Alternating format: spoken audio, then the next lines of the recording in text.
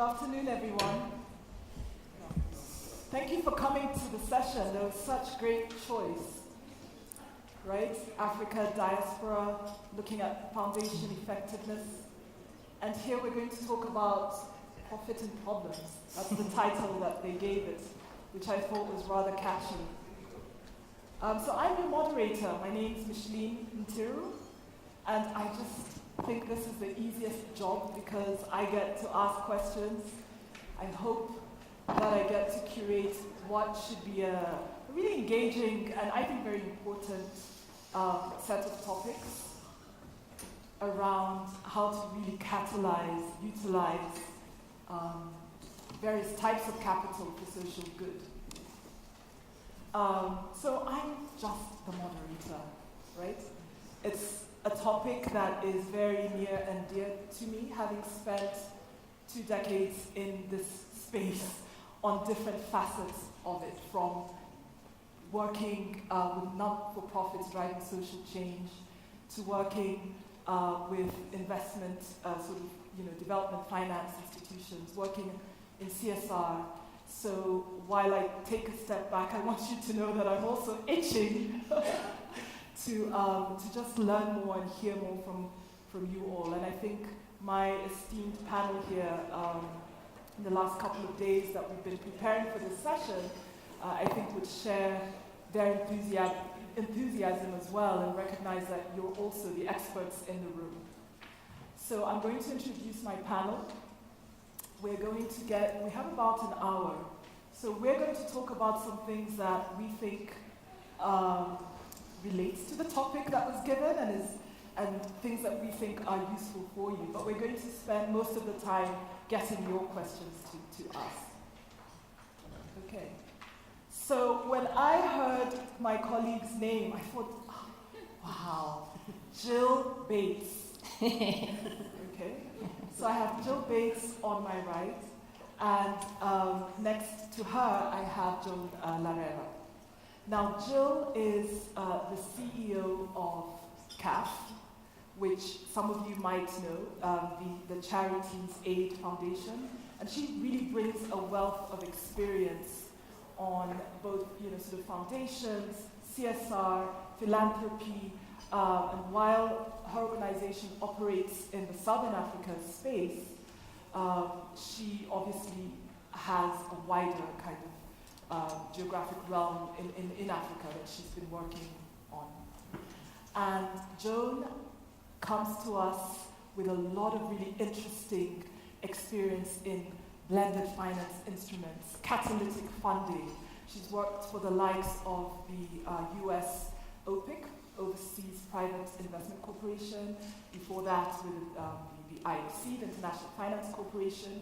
And right now heads a Toronto-based entity called Convergence, and they really look to again drive some of these interesting funding models, very innovative solutions to finance social change. Now, unfortunately, we just heard that our other friend, Makone, who is just remarkable. She has experience from the Kahiso Trust here. Kahiso, for the South Africans and Southern Africans, really converges a lot of the work in development. She's had, I believe, a personal setback, so she just at the last minute couldn't make it. Okay, so the panel is a duet, but a very I think dynamic duo, and we're really looking to you to help to drive this panel and make it useful. So I see a couple of faces that I know, and I know some of you because of the conferences that we go to. And when we go to these conferences and you sit in panels and you think, oh, that was so dull, oh, I didn't get to ask my question. Well, I think we're intimate enough that we should get at least half of you satisfied with that one question that you had. So let's get started. Please engage. Let's make this worth our time. Now, to sort of, bios, people can read bios. If you're on WOVA, you've probably seen their experiences. I would like to ask you, I'll ask you first, Jill, just in a story-like way, tell the group something about what you do at CAF that you absolutely think rocks, right? That just stirs your world at CAF. Well, Micheline, thank you very much. It's a lovely question, and a very good afternoon, colleagues. I'm very glad to see that you're here after lunch. It's a tricky slot, so well done. You've made it, and as Micheline said, I hope we can have a great discussion. I'm the CEO of Charities Aid Foundation in Southern Africa. We're a registered non-profit organisation with public benefit status, and the absolutely wonderful thing about CAPSA is that CAPSA is an intermediary between the world of philanthropy and civil society. And that, aside from being a moderator, I think is one of the best jobs in the world to have. So we have both corporate clients, and we offer a number of programs. We do CSR policy and strategy. We run payroll giving programs, volunteering programs. And then, of course, we have our non-profit clients. And we help them with due diligence and help them access funding from corporate. So it's a wonderful space to be in. And as Micheline has said, that CAPSA is part of a global alliance. So we are headquartered in the UK. We have a presence in America, in Canada, India, Russia, Brazil, and we also have a presence in Bulgaria and Australia. And the wonderful thing about being part of a global alliance is that while we work in a very indigenous way in Southern Africa, we also have access to best policy, strategy, research, case studies. And I think that really deepens and enriches our practice, and we can take those international learnings and apply them to CAPSA. And I think one story that I wanted to share, if I may, Micheline, is a very recent initiative that we ran with a corporate client, talking about innovative solutions. The corporate client gave us the brief to say, we've got 100 non-profits that we engage with on a CSI level. But the world is changing. The non-profit sector is highly overtraded, it's highly competitive, there's a pressure for diminishing resources, we're all chasing the same resources. And this corporate said, we've got to change the way we relate, we've got to change the way we see each other and how we do business. And this speaks really to the rise of the fourth sector, and that is social enterprises. So it's making profit for good causes. And the corporate said to us, design a 2-day symposium, invite 100 non-profit organizations, particularly those that are led by young people, those people under 30. Let's have a 2-day masterclass and let us help these organizations actually move from being so-called charity into social enterprises where they can access the supply chain of the company. So that was such an exciting program. We didn't know whether to be delighted or terrified. I think we were a little bit of both. And we managed to put a program together that took a group of attendees through the theory of supply chain, governance, legal, compliance. And then there was a section in terms of applying the theory to practice, where we've got organizations to work in groups, to create a new organization, and to put in a tender to solve a problem in Africa. And it was quite incredible, the quality that we got from that exercise. And the next round of the program, because it's been so successful, is that these non-profits are now going to be literally tendering for the corporate supply chain and procurement. So that's a good news story, and I'm so delighted to be able to share that with you. That's fantastic. Thank you for sharing that. What's your story, Joan? Well, we'll get into it in a little bit more detail, I think, in a moment. But what's really exciting about my job as CEO of Convergence is actually embedded in the name itself. Convergence is the global network for blended finance, and we'll get into what blended finance is in a moment. But we have 240 member institutions at this point. And the wonderful thing is they come from across the spectrum of capital. We have philanthropic organizations, development agencies, development banks like IFC, where both you and I have some roots. The city banks and the Standard Chartered banks of the world, the private equity firms of the world, and they're all members and they're all converging upon this space called blended finance. And it's wonderful to be in that position of silo busting, of getting disparate backgrounds, organizations from disparate backgrounds into the room together, working toward investing in common things, Some of them are investing for impact, some of them are investing for sheer financial returns, but there are a lot of ways to work together in really powerful ways. So it's a little bit like your story, Jill. I think you'll hear some resonance there. Absolutely. And you know, the good thing about having you both is that I see that you might be on two sides of sort of the same coin, and I'm going to segue, I think, into that area with a question around, you know, to you, Jill, how do you bridge that gap between what investors want in terms of financial and social, sometimes even, you know, environmental returns, but really coming at it from a financial first or a commercial orientation?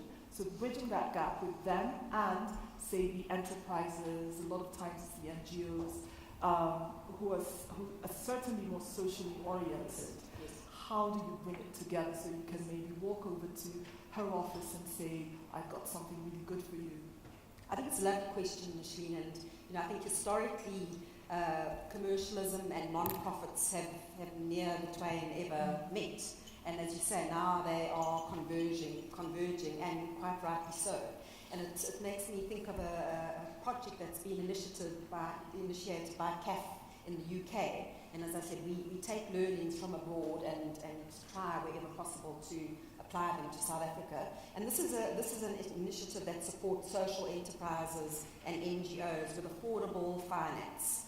It's an initiative called Venturesome. It was launched in the UK in London in the year 22, so it's been going for about 18 years. And effectively what this offering is, it brings together investors who want a return on their investment, obviously, and it brings together the social sector that need the investment. And the great thing about this is that CAF UK has been going for 90 years, and since the initiation of this program, some 560 high-impact social investments have been made. So why it's attractive to investors is that they get a small return on investment. The interest rate is about 6.5%. It's a very attractive investment opportunity for them. There's a lot of choice. There's a wide range of social issues that can get supported. And CAF does the due diligence and manages the entire program. And social enterprises, it's very attractive for them because typically they do not have assets that can be leveraged in terms of interest rates and banks, etc. So it's your perfect storm, it's your sweet spot, if you will. And two initiatives that I wanted to share with you that have benefited from this. One is an initiative called St. Mungo's, which works with homeless people living on the streets in London.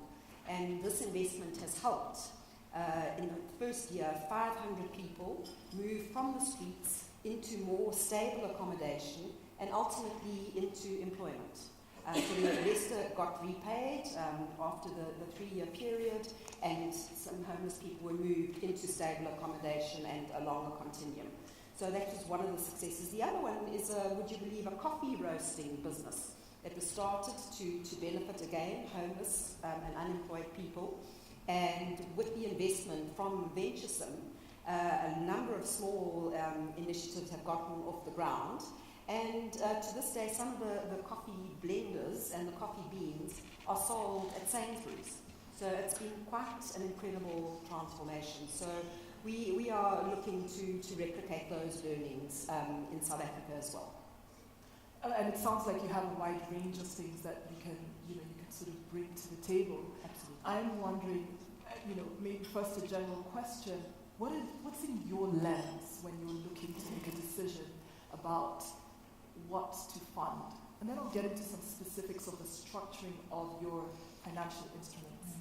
Right, so let me back up a moment if I could. So Convergence, by and large, does not invest. We exist to help everyone else invest. There's a small side comment there that we do have a small grant program, which I'll come to. But let me just give you a sense of where we come from and why we exist. So the origin story of Convergence is pretty simple. In 2015, the SDGs were rolled out, the global goals. And all the smart people that were present came up with these beautiful 17 goals and 169 objectives. And then they put a price tag on them, which is about 3.9 trillion. Yesterday somebody said billion. It's trillion, folks, trillions. About 3.9 trillion a year has to go into reaching these goals all the way from now until 2030. every year we need to find that much money if we're going to hit these goals, and most of that money has to go into the nations of Africa and Latin America and places other than the developed world. And only smart people continue to talk about this, and then they say, well, what's the gap? Well, the gap is 2.5 trillion. And then they all looked at each other and said, well, what are our budgets? And all of the official development aid on the planet gets you to 140 billion a year with a B. Wrong number. And if you look at all the philanthropic money in the world, you can't do it either, folks. That's another 40 or so billion, including Mr. Gates's money. So where is that money going to come from? The only answer there is the private sector. The private sector operates in the trillions. There's probably $1 trillion that trades hands every day in the capital markets. There are probably 200 or 300 trillion of financial assets, the stock of financial assets on the planet. So if we don't involve the hard return-seeking private sector in this problem set, we do not have a solution. So I just want to go back a step, and why do we exist? So all these smart people in the room said, okay, we have to involve the private sector. Maybe we should have invited them to the party. And the question was, well, how do you get JP Morgan or Standard Bank of South Africa, how do you get them to invest? And the answer has to be, you have to serve them up something they understand that has the return profile they need, the tenor they need, something that's familiar to them, yet is education, health, infrastructure, renewables, climate change related. And that's where the idea of blended finance came about. The question is, well, maybe if we steer some philanthropic money, some official development aid into transactions to de-risk them, to take away the early stage risk or the bottom tranche risk, we might be able to come up with something investable. So our vision at Convergence is to make the SDGs investable. So if you are to have impact as philanthropists, I would urge you to really think about taking some of your funding and figuring out how to play with the Morgan Stanleys or your local equivalent, and how to construct transactions that appeal to them, so that for every $1 or rand or shilling you are putting out the door, there are another 5 rands or dollars or shillings matching it. And they don't have to have the same religion. Not everybody in the transaction has to actually care about the impact that your dollar is buying. They may care about something fundamentally different, but their money is present, and you really don't care what they care about. You care about your impact. So that's the origin story of Convergence. What we're trying to do right now is to make sure that you have the data on where everything is happening, who's doing it, what it looks like. You have the market intelligence to understand what other transactions have looked like, how long they've taken to get to market, who's done them. So it's data, it's market intelligence. And the third thing we do is actually create opportunities for the money and the deals to meet each other. We have a matchmaking platform where we encourage, some of the work you're doing is exactly what we'd like to see more of happening, where the money and the needs come together in a form that everybody can understand. So I wanted to take a step back and explain who we are and why we exist. We are a small actor, but a very powerful actor because we are operating at that convergence of interests. And if any of you listened to the previous panel where Norman Oyo was speaking, you need to hear that voice more often in this room. You need to hear that enthusiasm of the private sector for doing the right thing. And again, they're not necessarily impact investors, but they get totally excited about creating job opportunities and entrepreneurship opportunities. And you can make use of that energy and that passion and that intelligence in your work. So thank you. I wanted to get off topic for a minute and get there because it's really important. Yeah, no, I would have stopped you if I thought it wasn't relevant, but that's super helpful. And maybe let me stick with you and ask you just tangibly at Convergence, right? I read, I think, hot off, the press, a partnership that addresses agribusiness with the likes of Fafina, IDH, and I was trying to understand, because you hear about partnerships all the time, so what was your role specifically? So maybe to that, consortium or to another partnership, bring it home a bit, sort of more tangibly in terms of what your role was and maybe what kinds of impacts you had. Right, so I mentioned a little bit ago that we have a small grant window And on a quarterly basis, we look at transactions that come to us, and we don't invest in a transaction, we invest in a team trying to get the transaction to the point where we can seek financing. And we try to select transactions that ought to exist in Mother Nature, but don't. They are blended finance transactions. They have an element of concessional capital that's in the equation to draw in private sector capital at scale. And we're not trying to solve for $1 million, we're trying to solve for 100 million, 500 million. We're really going for gusto in this program. So our design funding program invites applications from people who are trying to construct blended finance transactions that could move private sector money at scale. One of the ones that came in the door was from IDH and African Development Bank. And to be clear, we're not financing the African Development Bank. They have a lot more money than we do. We're financing this small nonprofit called IDH, which, along with African Development Bank, is creating a platform. African Development Bank is in the habit of lending $50 million at a time to large agriculture, agribusiness firms. This is going to allow them to operate in that missing middle of $1 million where they are reaching SMEs in the ag value chain in sub-Saharan Africa, and have a technical assistance sidecar that's donor funded that will be supporting those small businesses who will be borrowing not only from African Development Bank, but from private sector money that's being invited to join in a syndication with African Development Bank. So what we did was finance the work, and what we are going to do, is to finance the work that will get this to an investable stage. But that's an example of a development bank with concessional capital working on a problem. There are all sorts of examples out there where philanthropic money has done something similar.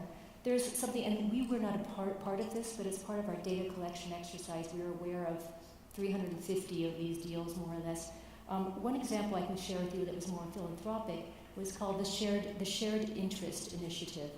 In 1994, when the apartheid era was, as a result of the apartheid, the boycotts in the U.S., everybody in the U.S. who was interested in this subject wanted to participate in supporting South Africa post-apartheid. So this Shared Interest Initiative essentially allowed individuals in the United States to put their money into a deposit-seeking account and just earn interest on it. Now, this is financially inefficient, but it worked. Put their money in a safe place, but on the strength of that deposit, this firm, this Shared Interest Initiative, was able to obtain guarantees and do local lending into Southern Africa. Now, if anything had gone wrong, their money would have been called, but as is, most of that money, or all of it, just sat in deposit-seeking accounts. And these American individual investors, philanthropists, could also return the interest they were earning as part of a charitable donation. And this got a lot of money flowing into the Southern African economy. Another example is something called Metad. We were talking about coffee, so here we go with coffee again. In Ethiopia, there's a firm called Renew, which is a member of ours, which is locally based, but again, it's an American couple who's been in Ethiopia for a very long time. And they have created a community of angel investors back in New Jersey and New York and Massachusetts who are all now passionate about Ethiopia. And one of the investments they teed up was Metad, an Ethiopian coffee producer.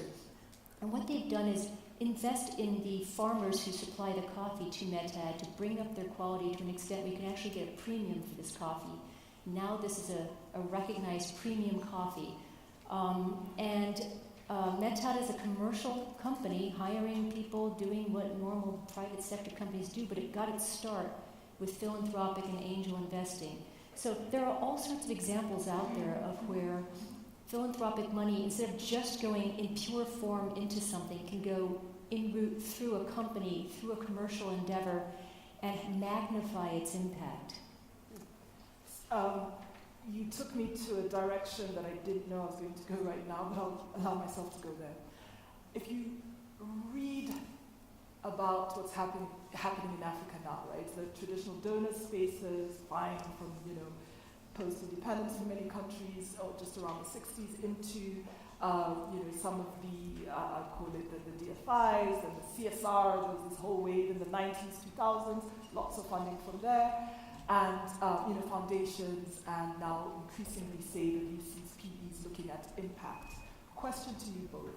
Where is what is, rather, the role for the new high net worths in Africa, the philanthropists, the individuals in this space, that despite the large, say, funding gap that you articulated, say, for the SDGs, is a space that seems crowded. Specifically, if I'm a new African millionaire, billionaire, and I just want to get in, any advice as to sort of how to do that? Okay, well, shall I start? And it speaks to some research that, in fact, CAF has released last year. And clearly there is a rise of high net worth individuals globally, but particularly in Africa, which is really pleasing for us to see. And our researchers and our actuaries have done a study which says that by the year 2030, some 2.6 billion people will join the middle class. Now, if we extrapolate that to the current generosity movement that is throughout the world, if the giving behaviours continue as they have done into the high net worth individual group, an excess of $350 million per annum will be generated for civil society.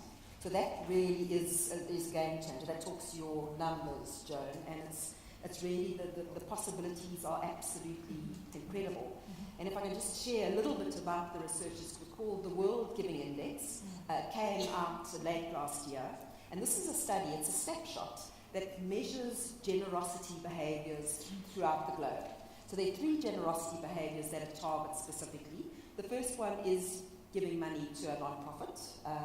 The second one is volunteering at a non-profit organisation. And the third one is helping a stranger. So 139 countries were surveyed, the top economies in the world, the US, Europe, etc. The results were absolutely mind-boggling. And I'm happy to say that Africa outperformed its global counterparts. Africa stood head and shoulders above all the other countries for generosity behaviours. And these results actually really now call into question the relationship between wealth and generosity. Because typically we would be the weaker economies, but we are more generous. And I think, those of us that are African here, we know that Africa is fundamentally a generous continent. We're a continent of givers. There's the spirit of Ubuntu. And in fact, in Sierra Leone, that is war-torn, that is ravaged by disaster, that is the country where you are most likely to be helped by a stranger. Myanmar, again, also transition from military rule to civilian rule, devastating, humanitarian disasters. They are number 1 in the world in terms of giving money to charity. So again, we're looking at that and we're wondering how that could be. And again, it's the spirit of Ubuntu.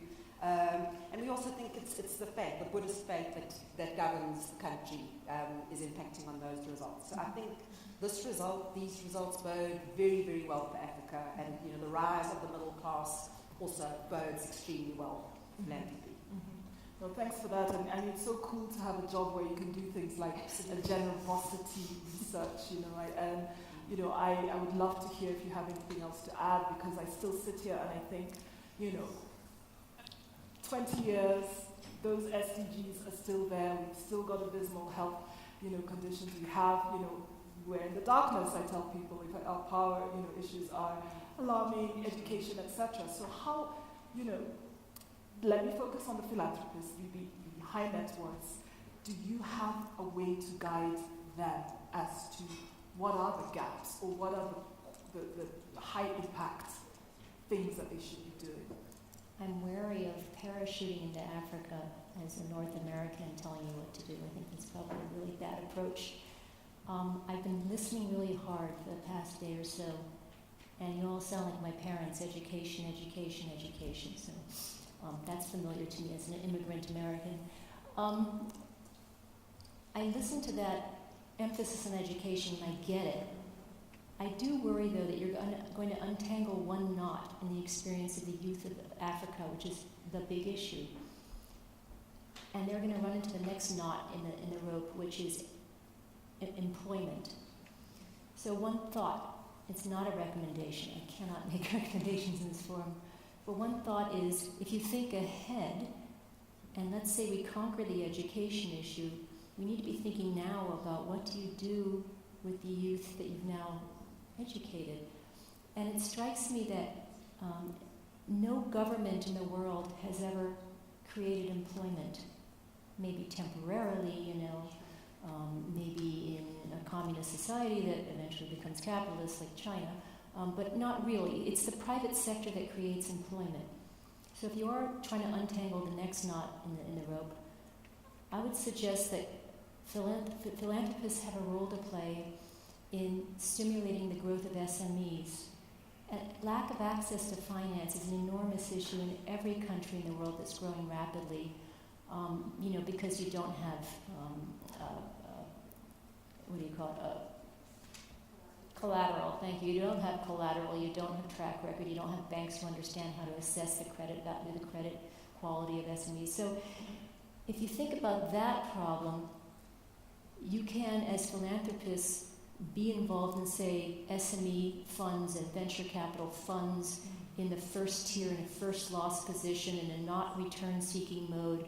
That can attract large amounts of other people's money, which is really precious stuff. Other people's money is the name of the game.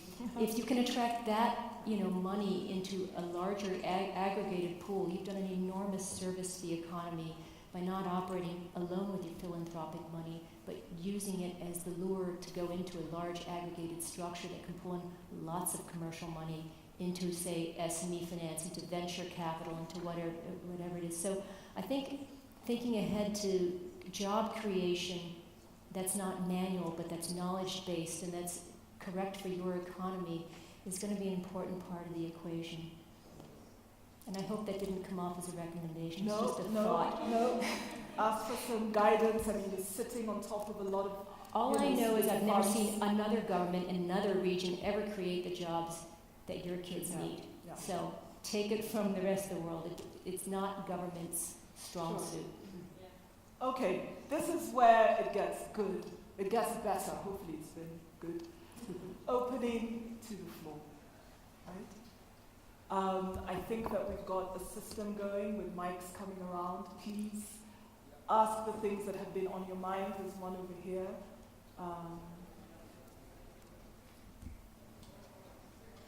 So what I'm going to do is I'll take 5 questions at a time. Please be succinct. Then we get lots of questions in. Go ahead. Thank you. My name is Vera Mshana from the Ford Foundation. So I'm nodding aggressively at this table, especially what the last speaker said, and I think our table here was very excited as well because we heard the moment. Yes. So, my question though is for CAFSA, and it's about the point you made about the example you gave about NGOs being able to transition to social enterprise. So my question there is it what kinds of NGOs are best suited for that? So my sense is that it's mostly service delivery oriented NGOs and not necessarily the policy oriented ones. And in that case, how do we sustainably or use blended finance to invest in policy oriented NGOs, which one might be politically sensitive and so therefore not attractive to business, but are absolutely addressing the kind of critical public policy questions that CSOs are designed to do. So I'm curious about how you both would respond to that. Okay, let's keep afloat, take note. Over there.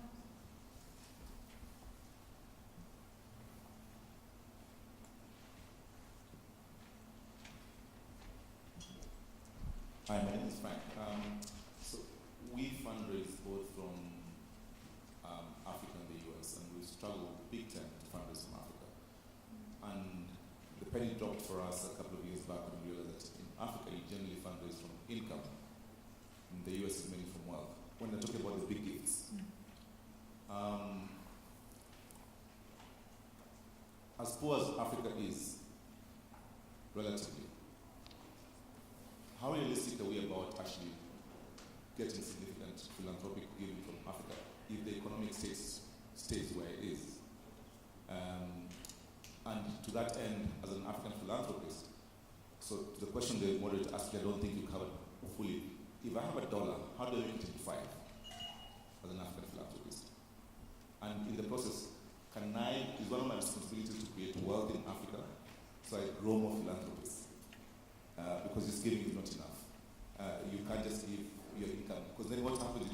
full year gifts, you don't get repeat gifts as easily. It's a bit more complicated.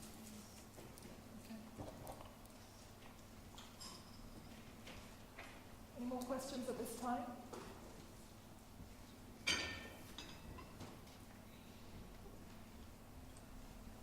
Can't really see well from here, but I'm thinking we can get started. Yeah?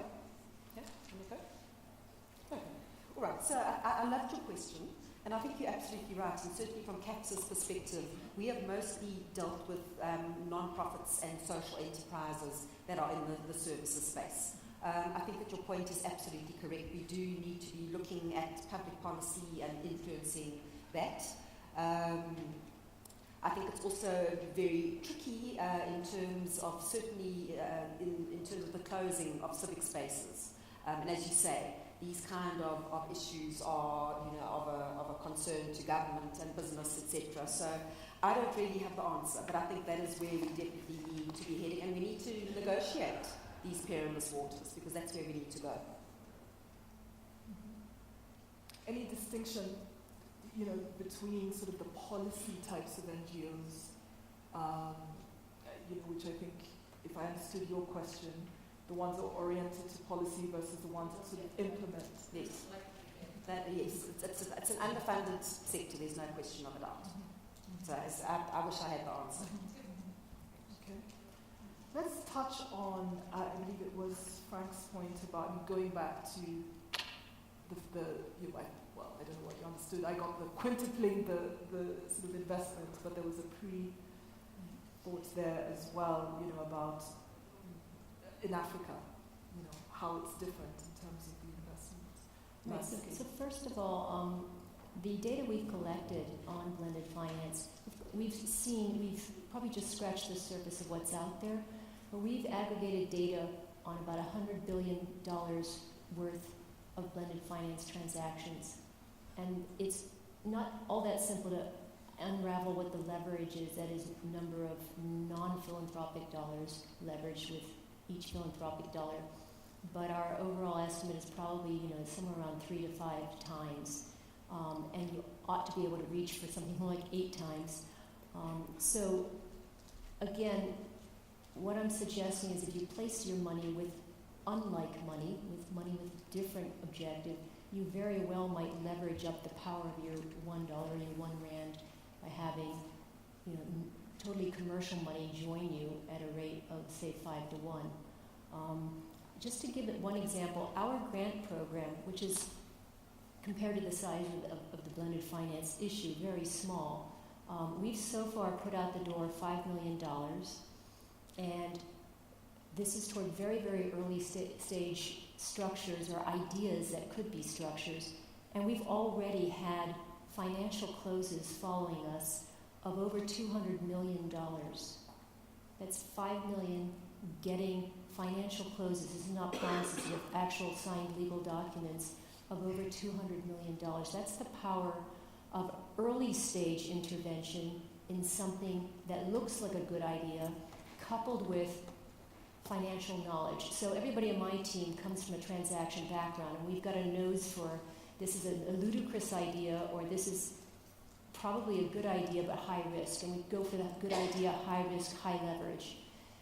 So if you are strategic about what you're doing, a little bit of money can explode into a really large pool of funding. And like I said, we're very small, and if we can do that, picking around the world, you picking in your home market with your expertise are going to surely do better than we. I don't know if that answers your question up, but I lay down a challenge to you. As people sitting in Toronto, Canada, if we can do that with our money, what could you do knowing your market, knowing your issues, knowing your challenges, and knowing your people?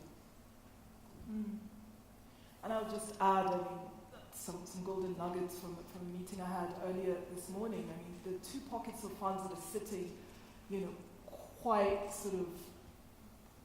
richly there. One is pension funds in South Africa and Kenya also, where by definition is sort of risk averse, but slowly are being channeled into other funds that can have social impact. A second area that was quite I was quite amazed at this. Some of the investments that were made out of BEE here, South Africa's broad-based Black economic empowerment, say in 2000, that matured in maybe 2015, they're sitting there, and investors can make some decisions about where to channel these monies. And so perhaps somebody looking for funds needs to know where to go, and it's not going to a corporate CSR, it's not going to a foundation, it's not going to a donor traditionally only, but it's going to these very specific pockets that seem to be quite fat, and then doing some of that catalytic kind of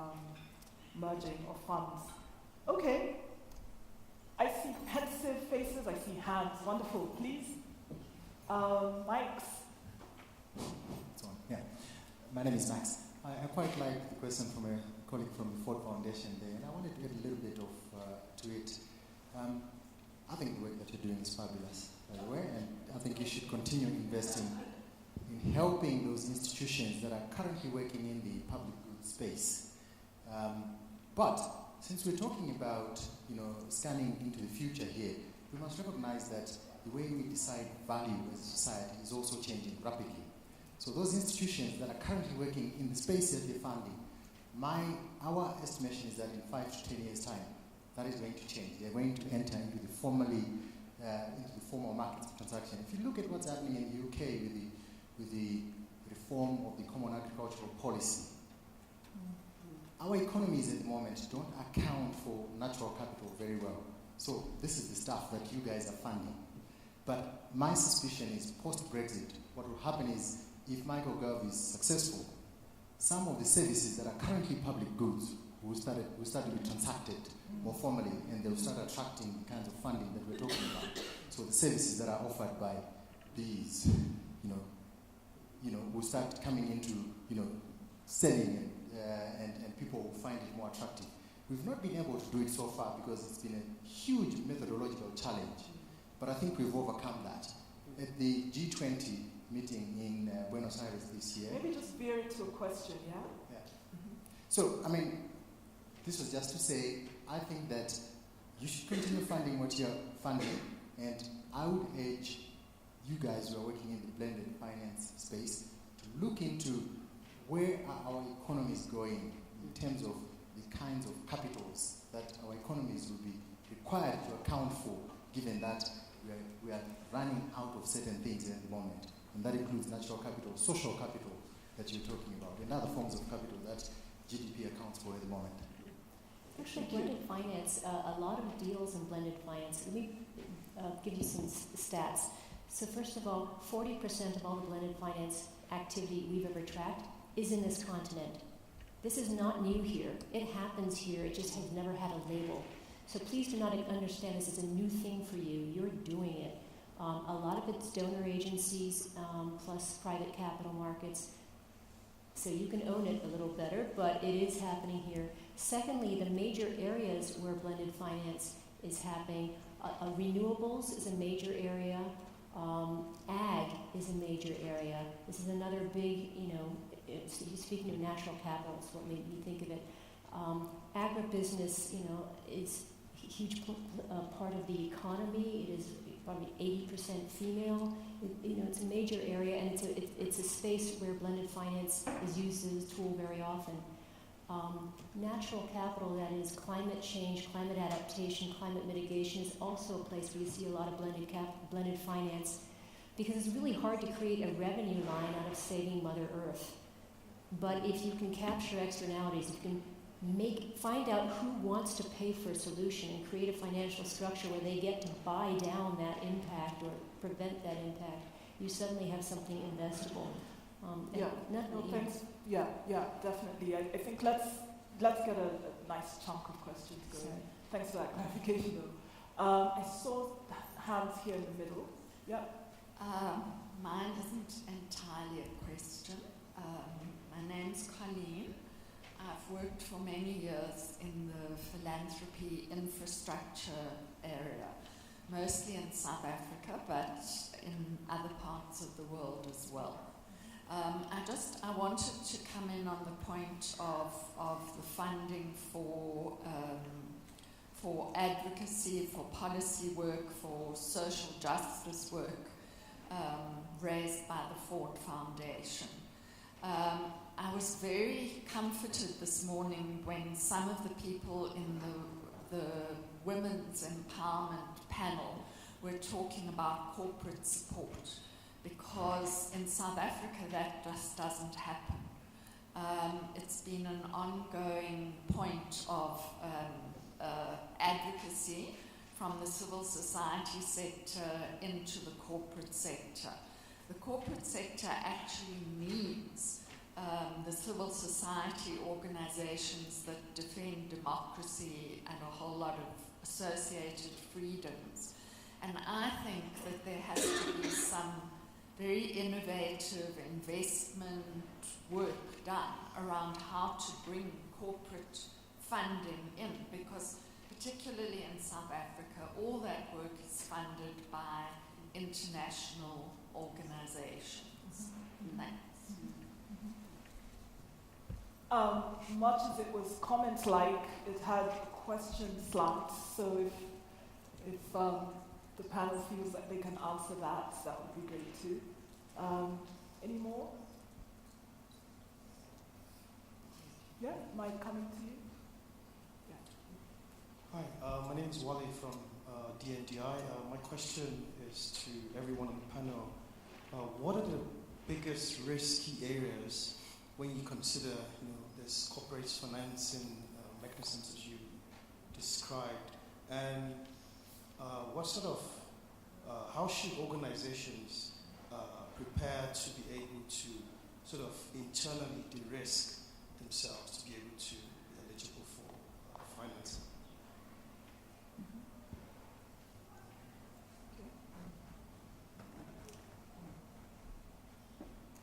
Okay, let's take those. I'm not sure I understood the last question exactly. May I ask Mac? Well, if you want to So what I'm saying is, as an organization, how do you, what are some of the inherent risks that you've identified from potential recipient organizations, and how can organizations sort of internally structure themselves so that they are less risky and are more able to access corporate financing? Maybe I can take that really specific one. There's always the issue of perceived risk versus actual risk in any transaction.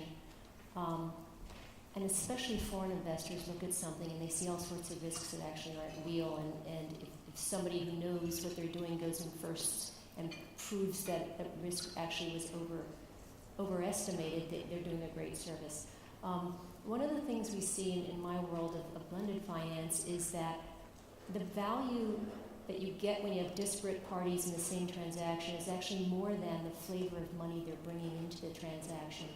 When you have a Rockefeller Foundation or a Development Bank of Southern Africa in a deal, it's a signal to other people, especially to the private sector, that they can step in a country they might otherwise feel very uncomfortable in. Similarly, there's a lot of rigor that private sector money brings to the equation when it joins a philanthropic or a development institution in a transaction. There's efficiency, there's a hard-nosed decision about every dollar that goes out the door and what it's going for. So there's actually a lot of value in putting different, it's just like diversity on a board, diversity in a company's shareholding can be really, really valuable. So that's some de-risking. There's the issue of proving out a thesis with local knowledge, and then there's actually putting different people into a transaction so that you send different signals out to the community about what this transaction means. It's not a complete answer to your question, but it's a couple of thoughts for you. Mm-hmm. There were a couple of advocacy comments that I don't think are really the best. I think that the point Colleen raises is absolutely correct, and it's disappointing that those types of issues and sectors are supported by foreign funders. Again, I think I don't have the answer, but it's something we need to look at. There's a little shift in the right direction, I think. I mean, I'm hearing things around impact investment and bodies coming together at national level here in South Africa across that spectrum, from your APSA chairman to your DBSAs to your let's see, of course, people that represent some of the BEE funds coming together to say, how can we, and do we start one wholesale fund together, or do we, there's this continuum from very, very early stage to this so-called missing middle and so on, so do we draw that continuum and each take a piece? So I don't know, I'm an eternal optimist, but I am having conversations that I didn't have 10 years ago in some key markets. I don't know if you're seeing this. Yeah, back in the 90s when I was working in East Asia doing investments, it was only the multinationals who cared about their environmental footprint. If you did a deal with a multinational in Asia, they worried about their effluent quality and their noise volume and their construction dust. And your average Chinese company would just plow ahead and not worry about it. And it was only the multinationals who worried. Maybe today we're at the same moment where to have a social license to operate, the multinationals, of the world kind of realize that they can't just have a CSR wing and do something with that CSR wing that looks radically different from their personality as a company. And I suspect maybe the same pattern will emerge. Today, even domestic companies worry about their environmental footprint, no matter what country they're in and what the regulatory status is. Their license to operate depends on their ESG profile being adequate. So perhaps we're getting to the point where your social license to operate in South Africa or in any other country depends in part on how you behave as a citizen with your general corpus as a company and not just your CSR efforts. Right. So I actually would be very optimistic. If the ESG movement went from multinationals to large domestic corporates, surely the importance of the Sustainable Development Goals and the importance of being a global citizen is going to show up in domestic companies as well. The pattern should be the same. Right. I think I would also add my voice to the optimism. Certainly the BEE landscape in South Africa is providing huge opportunities. It's a win-win situation. We try to tell our corporate clients, some of them think that BEE is a grudge purchase. We're saying that you are contributing to the economic transformation of the country. So the BEE opportunities to be had in the country, there's no question of a doubt. And then, of course, also the triple bottom line. People, planet, profit. We've got the King 4 on corporate governance that is guiding us on that. And I think this all bodes very well for the country.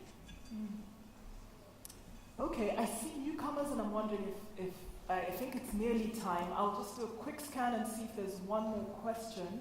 My clock tells me our time is nearly up, and then I'll bring it together. It's up? No time. 0 time?